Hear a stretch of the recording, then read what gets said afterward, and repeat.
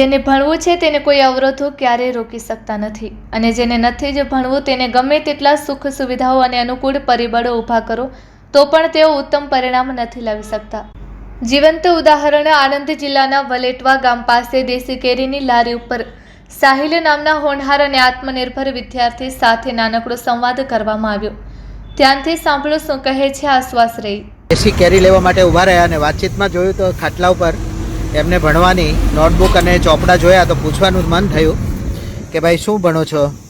તો એ કહે છે કે હું શું કરો છો ભાઈ તમે? BSc with maths. BSc with maths કરો છો અને આ અત્યારે તમે વેચાણ કરો છો, પાછા કેરીની લારી ચલાવો છો. હે? તો એવી શું જરૂર પડી તમને ભણવાની? અને આ ધંધો છે તમારો, તો ભણવાની શું જરૂર છે? એટલે આ તો પપ્પાનો ધંધો હે, હું તો કોઈક ટાઈમ સપોર્ટ કરીએ વળી, પછી તો અમારે કોલેજનું બધું. તો તમે અત્યારે BSc મેથ્સમાં કરો છો? અરે વાહ, કઈ કોલેજમાં ભણો છો? JNG college. JNG college. અને બાર સાયન્સ તમે ક્યાંથી કર્યું અને કેટલા ટકામાં કર્યું? HGND સરસ્વતી વિદ્યાલય અમારે દેવાણ બોરસદ બાજુ. અચ્છા, અને કેટલા ટકા આવ્યા હતા? 92.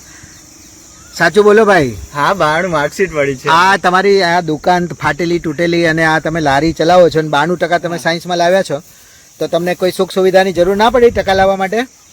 ના, એવું તો કશું જરૂર નથી. હે? કેવી રીતે ભણતા હતા? કેટલા કલાક મહેનત કરતા હતા 12માં? અપ્રોક્સિમેટલી 6 કલાક. પછી અહીંયા બેસીને વેપાર બી કરતા હતા. હે? અને વેપાર કરતા કરતા ભણો છો, અત્યારે BSc મેથ્સ કરો છો. ભવિષ્યમાં શું બનવાની ઈચ્છા છે દોસ્ત? પ્રોફેસર. હે? પ્રોફેસર કે આ તો ટીચર. પ્રોફેસર અથવા તો ટીચર થવું છે. બહુ સારું પ્રોફેશન છે.